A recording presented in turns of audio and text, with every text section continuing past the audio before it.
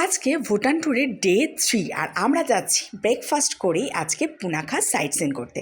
প্রথমেই চলে যাব দোচলা বাসে। দোচলা বাসে যেতে কিন্তু মোটামুটি 3 ঘন্টা সময় লাগে, আর এটা কিন্তু অনেকটা ওপর দিকে।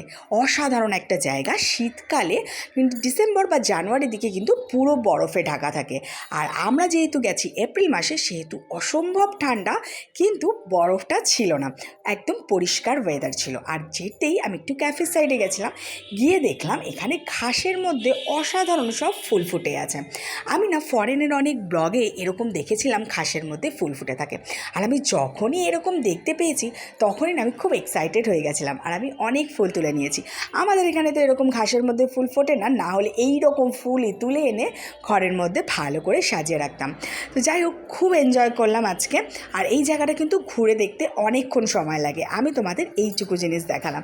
নেক্সট ভিডিওতে দেখাবো আবার। টাটা।